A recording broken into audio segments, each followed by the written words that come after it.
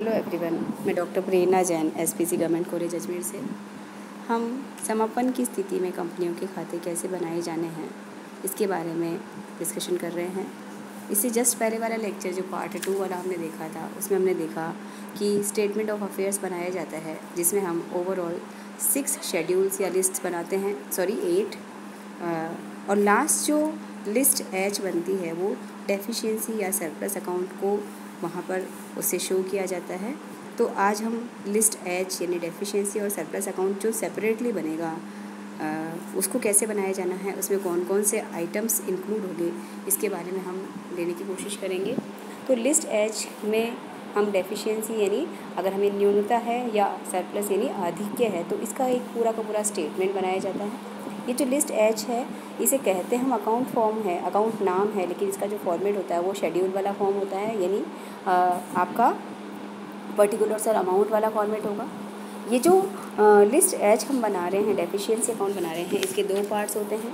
पहला पार्ट जो होता है इसमें देखिएगा अभी लिखा हुआ है इसके अंदर कि आइटम्स कॉन्ट्रीब्यूटिंग टू डेफिशिएंसी और रिड्यूसिंग सरप्लस, यानी पहला वाला पार्ट में हम लेते हैं ऐसे आइटम्स छांट के लाते हैं हमारे बैलेंस शीट में से, और जो अदर डिटेल्स हमें दे रखी होती है उनमें से, जिनसे डेफिशिएंसी बढ़ती है यानी सरप्लस कम होता है। उल्टा और वाइस वर्सा हो गया कि कंट्रीब्यूटिंग टू डेफिशिएंसी यानी डेफिशिएंसी बढ़ेगी तो ऑटोमेटिकली क्या होगा, सरप्लस हमेशा कम होगा। तो ऐसे में पहला जो शीर्षक है आइटम्स कंट्रीब्यूटिंग टू डेफिशिएंसी और रिड्यूसिंग सरप्लस, इसके अंदर हम सबसे पहले डेफिनेटली अगर असेट्स और लायबिलिटीज़ जो है वो जो कैपिटल और लायबिलिटीज़ है वो असेट्स से ज़्यादा है तो पहला आइटम लिखिए एक्सेस इफ़ एनी, दिया जाए डिटेल में तो लेना है, सब जगह इफ़ एनी लगा है कि कोई गिवन इन्फॉर्मेशन है। तो अगर हमारे पास कैपिटल और लायबिलिटीज़ किससे ज़्यादा है, असेट्स से ज़्यादा है। जिस सपोज कीजिए कैपिटल और लायबिलिटीज़ तो है 1,10,000 रुपये की और असेट्स आपके पास 90,000 रुपीज़ की है, तो सबसे पहले पॉइंट पे आ जाएगा excess of capital and liabilities over assets on the date of, जिस भी डेट आपसे कहा जाए, इन बैलेंस शीट की जो डेट आपसे कही जाएगी उसकी डिटेल यहाँ डाल लेनी है, ठीक है। इसके अलावा इसके अंदर वो सारे के सारे आइटम्स ऐड कर दिए जाएंगे जिससे कंपनी के रिजर्व्स या प्रॉफिट्स कम हो जाते हैं। जैसे कंपनी अगर डिविडेंड डिक्लेयर कर देती है, कंपनी बोनस डिक्लेयर कर देती है, कंपनी को अगर ट्रेडिंग लॉसेज होते हैं या कुछ ऐसे लॉसेज होते हैं ट्रेडिंग लॉसेज के अलावा जिनको कंपनी ने राइट ऑफ कर दिया है या प्रोविजंस बनाए हैं इस पीरियड के अंदर, तो लाभ बांटने वाले बिजनेस लॉसेस, कंपनी की जो असेट्स है उनको अगर हम रियलाइज़ करते हैं और उसमें अगर लॉस होते हैं, नेट रियलाइजेबल वैल्यू कम होती है, तो ऐसे सारे आइटम्स जिससे हमारे रिजर्व्स कम होते हैं या प्रॉफिट्स कम होते हैं और जो डेफिशिएंसी को बढ़ाने के लिए जो रिस्पॉन्सिबल फैक्टर्स है, किसी भी कारण से हमारा सरप्लस कम होता है और डेफिशिएंसी यानी हानि या लॉस या न्यूनता बढ़ती है, तो वो सारे के सारे आइटम्स इस तरह से 1 से लेकर 6 तक के जो आइटम्स है वो यहाँ पर ले लिए जाते हैं, ठीक है। तो फर्स्ट पार्ट में हम लिखेंगे आइटम्स कॉन्ट्रीब्यूटिंग टू डेफिशिएंसी और रिड्यूसिंग सरप्लस, ठीक है। इसके जस्ट नीचे हम लेंगे नेक्स्ट पार्ट में, इसके जस्ट नीचे वाला ही पार्ट है ये, आगे अमाउंट वाला कॉलम है, इसे जहाँ रुपीज़ आप देख रहे हैं साइन, तो ज़रूरी नहीं है कि हमें न्यूनता हो या डेफिशिएंसी हो, तो इसका जस्ट अपोजिट हो सकता है कि कुछ आइटम ऐसे हमारे पास हो सकते हैं हमारी बैलेंस शीट और अदर इन्फॉर्मेशन में जिससे हमारा रिड्यूस होता है डेफिशिएंसी या सरप्लस बढ़ता है। तो ऊपर जो आइटम आ गए हैं वो कोई आइटम नीचे नहीं आएंगे, क्योंकि अगर आइटम कोई डेफिशिएंसी बढ़ाता है तो डेफिनेटली वो सरप्लस बढ़ाने वाला नहीं होगा। तो ऊपर हमने लिया है डेफिशिएंसी बढ़ाने वाले आइटम, और अब हम लेंगे ऐसे आइटम्स जिससे कंपनी को सरप्लस बढ़ता है, कंट्रीब्यूटिंग टू सरप्लस है, यानी डेफिशिएंसी को कम करने वाले हैं। जैसे फर्स्ट जो आइटम है उधर पहले हमने लिया excess of capital and liabilities over assets, तो यहाँ जस्ट उल्टा ले लेंगे excess of assets over capital and liabilities. उल्टा हो सकता है, असेट्स आपके पास 1,10,000 की है और कैपिटल एंड लायबिलिटीज़ आपके पास 90,000 रुपीज़ की है, तो फिर फर्स्ट पे पॉइंट पे नहीं छोड़कर ये जो 7th पॉइंट है यहाँ पर इसको यहाँ शो कर दिया जाता है। ऐसे ही नेट ट्रेडिंग लॉसेस हमने पहले ऐड किए हैं, कंपनी को लॉस नहीं होकर प्रॉफिट होता है तो प्रॉफिट को यहाँ ले लेंगे।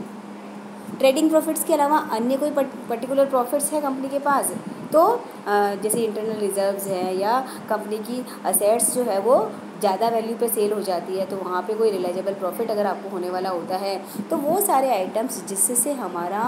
सरप्लस बढ़ता है यानी हमारी डेफिशिएंसी कम होती है वो सारे आइटम्स यहाँ पर शो कर दिए जाएंगे। तो 7, 8, 9 या जो 10 पॉइंट हम दिखा रहे हैं वो अदर आइटम्स सारे आइटम इस तरह के मतलब कुल मिला के हमें बैलेंस शीट को और अदर इन्फॉर्मेशन को देखना है और जो गिवन इन्फॉर्मेशन होगी उससे आपको आइडिया लग जाएगा कि ये आइटम हमारा प्रॉफिट को बढ़ाने वाला है, सरप्लस को बढ़ाने वाला है या डेफिशिएंसी को बढ़ाने वाला है। डेफिशिएंसी को बढ़ाने वाला है तो लॉसेस के अंदर ऊपर शामिल कर लेंगे और अगर सरप्लस को बढ़ाने वाला है तो 7, 8, 9, 10 जो हम ये पॉइंट लगा रहे हैं इसमें इसको शामिल कर लिया जाता है। अल्टीमेटली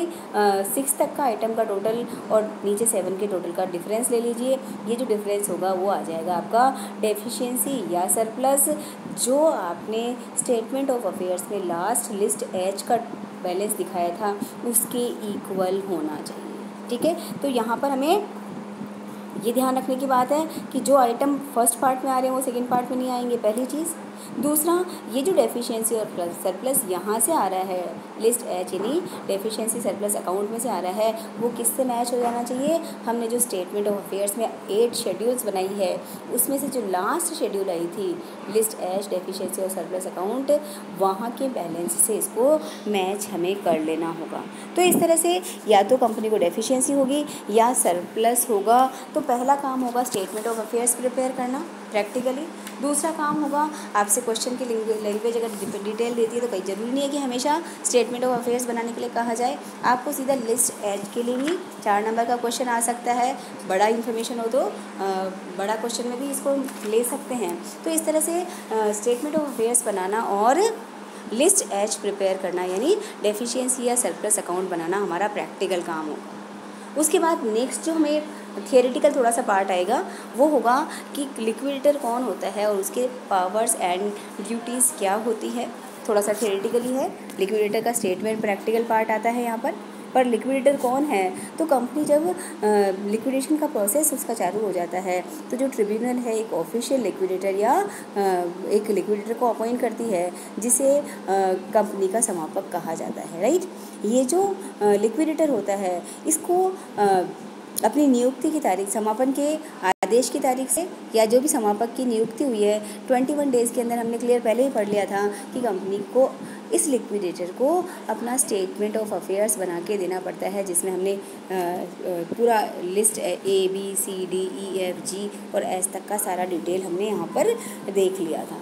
ये जो लिक्विडेटर होता है अब इस लिक्विडेटर के फाइनली क्या पावर्स होते हैं तो इसके पावर में है कि उसको कंपनी की सारी एसेट्स को अपनी कस्टडी में लेने का अधिकार होता है,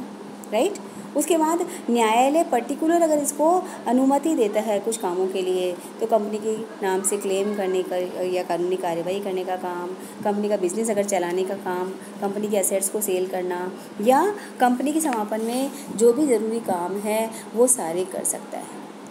लेकिन कुछ काम ऐसे होंगे जिसके लिए उसको ट्रिब्यूनल की परमिशन की ज़रूरत नहीं होगी, उसके अधिकारों में वो शामिल ही होंगे। जैसे कंपनी के लिए नेगोशिएबल इंस्ट्रूमेंट लिखना है या लेटर ऑफ एडमिनिस्ट्रेशन प्राप्त करना है, कंपनी के काम के लिए एजेंट की अपॉइंटमेंट करना है या कंपनी को लाभांश मिलने जाना वाला है तो लाभांश प्राप्त करना है, ठीक है। तो ये सारे काम उसके बिना अनुमति के भी उसको उसके पास पावर्स होते हैं और कुछ विशेष प्रस्ताव से उसको पावर मिल जाते हैं कि वो क्रेडिटर्स को किसी पर्टिकुलर श्रेणी के क्रेडिटर्स को पूरा भुगतान कर सकता है या उनके बारे में कोई सेटलमेंट कर सकता है, उनसे कुछ एग्रीमेंट कर सकता है। तो ये इसके पावर्स में शामिल हो जाता है। और ड्यूटीज़ में हम ये कह सकते हैं कि वो कौन से काम करेगा तो वह जब भी ज़रूरत पड़ेगी तो लेनदारों की या जो भी शेयर होल्डर्स हैं उनकी मीटिंग बुलाएगा, कंपनी की संपत्तियों को अपने पास लेगा, लाइबिलिटीज़ का पेमेंट करेगा और जो बचेगा उसे शेयर होल्डर्स में डिस्ट्रीब्यूट करेगा फेयरली। इन सभी कामों के लिए उसे प्रॉपर बुक्स मेंटेन करनी होगी और उसके बाद जो ट्रिब्यूनल है उसको कम से कम साल में 2 बार रिसीट एंड पेमेंट्स का पूरा वहाँ पे उसको डिटेल देनी पड़ेगी ट्रिब्यूनल के सामने कि भाई मैंने ये काम किया है, एसेट से इतना रियलाइज़ कर लिया है और लाइबिलिटीज़ का इतना पेमेंट कर लिया है। कंपनी की जो ऑडिट रिपोर्ट्स होंगी वो कंपनी के क्रेडिटर्स को, शेयर होल्डर्स को उसको भेजना पड़ेगा। और लिक्विडेशन के इस पूरे प्रोसेस में जब तक हम पेमेंट नहीं करते हैं बचे हुए सारा payment public account of India में उसको रखना पड़ेगा, ये उसकी ड्यूटीज़ बन जाती है। तो कुल मिला के लिक्विडेटर वह पर्सन होता है जो लिक्विडेशन का काम करेगा, कंपनी की संपत्तियों को बेचेगा, उनसे पैसा प्राप्त करेगा और प्रायोरिटी क्रम में, जैसे सबसे पहले अगर आप लिस्ट एच तक के जो डिटेल्स हम पढ़ के आए हैं उसमें क्लियर था कि जिनके पास प्लेज एसेट्स है तो पहले उनको पेमेंट करना पड़ेगा, प्रेफरेंशियल क्रेडिटर्स को पेमेंट करना पड़ेगा, डिबेंचर होल्डर्स को पेमेंट करना पड़ेगा, फिर पैसा बचता है तो अनसिक्योर्ड क्रेडिटर्स को पेमेंट करना पड़ेगा, फिर बचता है तो प्रेफरेंशियल होल्डर्स को मिलेगा और अल्टीमेटली जो बचेगा वो सारा इक्विटी शेयर होल्डर्स को दे दिया जाता है। तो इस तरह से ये सारा सीक्वेंस में उसको भुगतान करने का सारा काम करना पड़ेगा। तो आगे का जो हमारा लेक्चर होगा उसमें होगा कि लिक्विडेटर अपना स्टेटमेंट ऑफ अकाउंट कैसे प्रिपेयर करता है, वो आपका प्रैक्टिकली भी इसके अंदर आता है। कई बार आपके एग्ज़ाम में 20 मार्क्स का इसका क्वेश्चन भी आता है। Thank you.